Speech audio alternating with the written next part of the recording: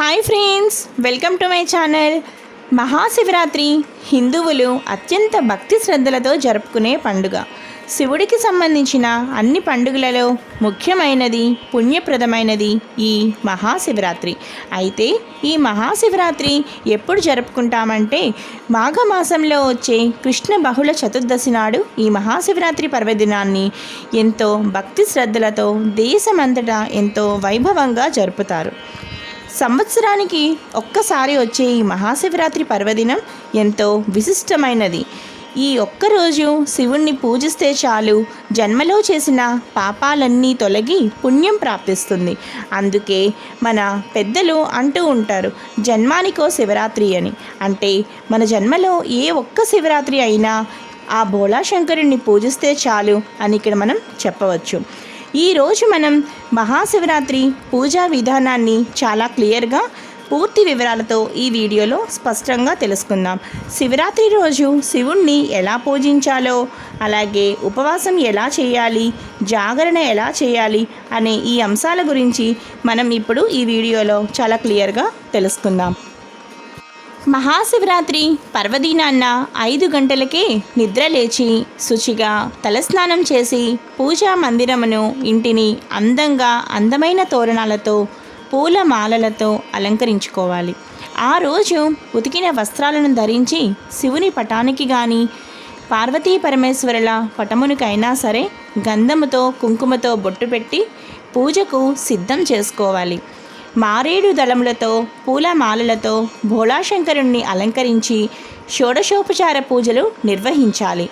ఆ తరువాత నైవేద్యంగా అరటి పళ్ళను, ఇతర పళ్ళను, ఇంకా మీకు వీలైన అన్ని రకాల పళ్ళను భోళాశంకరుడికి నైవేద్యంగా సమర్పించాలి. ఆ తరువాత శివుడికి కొబ్బరికాయ కొట్టడం మాత్రం అస్సలు మర్చిపోకండి. ఆ తరువాత తాంబూలం సమర్పించి పూజా సమయంలో గౌరీ అష్టోత్తరం, శివ అష్టోత్తరం, అలాగే శివ పంచాక్షరి మంత్రమున శివరాత్రి రోజు పఠించడం చాలా మంచిది.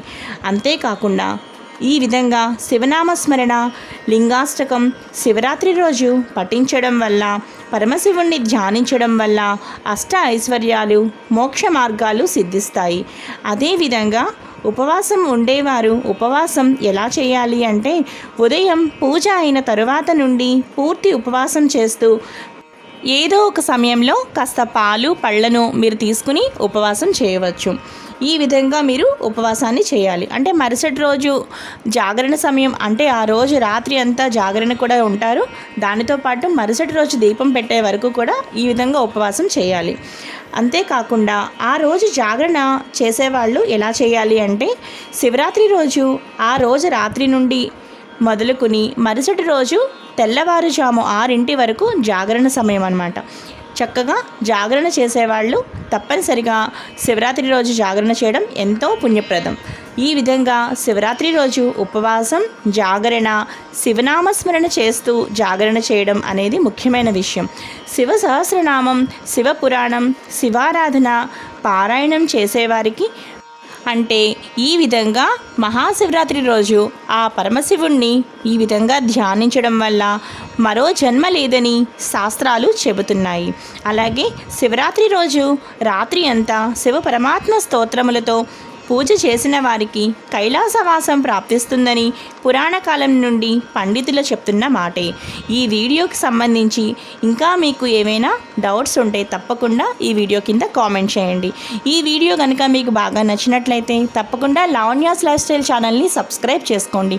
అలాగే ఈ వీడియోని అందరికీ షేర్ చేయండి. అలాగే ఈ వీడియో లైక్ చేయండి, షేర్ చేయండి. అలాగే సబ్స్క్రైబ్ చేయడం మాత్రం అస్సలు మర్చిపోకండి. చూస్తూనే ఉండండి లావణ్యాస్ లైఫ్ స్టైల్. మరో మంచి వీడియోతో మీ ముందు ఉంటాను. Thanks for watching.